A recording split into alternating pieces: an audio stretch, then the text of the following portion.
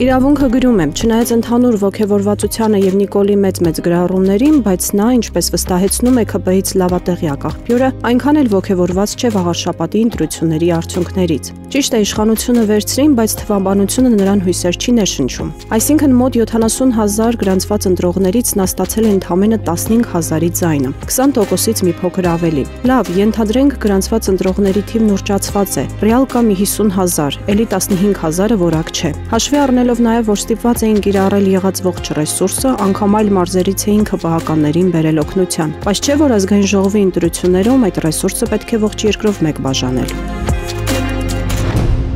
Իրավունքը գրում է, ՔՊ-ականների շրջանում շրջանառվող ակտիվ լուրերի համաձայն վաղարշապատի ընտրությունների արդյունքները մի այլ կարգի դրայվ է հաղորդել Նիկոլ Փաշինյանին։ Վերջինս ընտրությունների ամփոփման գիշերը անձամբ է զանգահարել ՏԿ նախարարին ու ասել, որ չէր սպասում, բայց հիացած է իր ներդրած ուժերով։ Ավելին, ըստ նույն լուրերի, ՏԿ նախարարը շուտով էլ ավելի բարձր պաշտոնի կգնա։ Իսկ կաթողիկոսի դեմ արշավի գործնական մեկնարկը նախատեսվում է վաղարշապատի քաղաքապետի երթմնակալության օրը։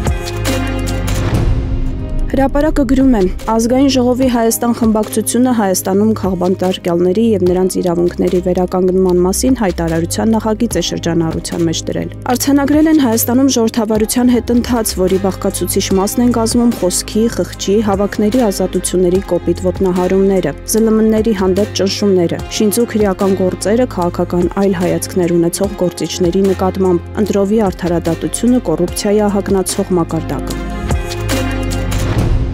Հրապարակը գրում է, վաղարշապատ համայնքի սիրտը հանդիսացող Էջմիածին քաղաքում ՔՊ-ն ընդամենը բնակչության 30%-ի քվեն է ստացել։ 18,882 էջմիածինցի է ընտրություններին մասնակցել, որից ընդամենը 6,812-ն է քվեարկել ՔՊ թեկնածու Արգիշտի Մեխակյանի օգտին։ Ընդ որում հատուկ ընդգծենք, որ նախընտրական փուլում Մեխակյանը խուսափել է եկեղեցու դեմ արշավի թեմայով խոսելուց եւ բավականին բալանսավորված քարոզարշավ է տարել։ Եկեղեցու հետ իշխանությունների հարաբերությունների մասով անգամ տակերում հստակեցրել է, որ ինքը եկեղեցու դեմ արշավը չի ողջունում։ Ընտրություններում իր ստացած 15,296 ձայների մեծ մասն էլ Մեխակյանը ստացել է հայրենի Խոյ համայնքն ընդգրկող 16 գյուղերից։ Փոխարենը հաղթանակ դաշինքի թեկնածու Սևակ Խաչատրյանը Էջմիածին քաղաքում հաղթել է Արգիշտի Մեխակյանին, այստեղից ստանալով իր ձայների 70%-ը, 7064 ձայն։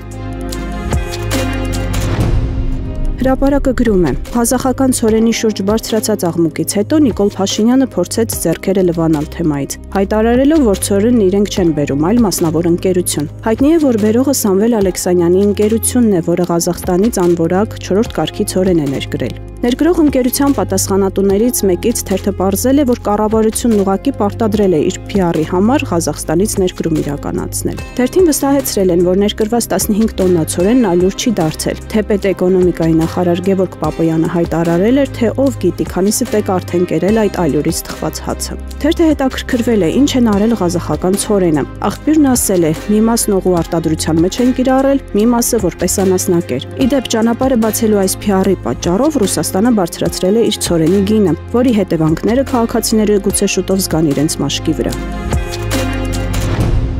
Ժողովուրդը գրում է, 3 ՀՑԿՀ-ն պաշտոնապես հայտարարեց, որ Ռոմանոս Պետրոսյանը կշարունակի իրականացնել ՀԵՑ-ի ժամանակավոր կառավարչի իր պարտականությունները։ Մինչև պետությունը առաջիկա 3 ամսում որոշում կկայացնի, ինչ ուղղությամբ է առաջ շարժվելու։ Բանն այն է, որ այսօր նոյեմբերի 18-ին լրանում է Պետրոսյանի պաշտոնավարման այն 4-ամսյա ժամկետը, որի համար Ռոմանոս Պետրոսյանը նշանակվել էր Հայաստանի էլեկտրական ցանցերի կառավարիչ։ Թերթին կառավարությանը մոտ կանգնած աղբյուրները հայտնում են, որ Նիկոլ Փաշինյանը Պետրոսյանին հորդորել է չլքել ՀԵՑ-ը, մինչև բանակցությունների միջոցով նոր գնորդների կգտնեն։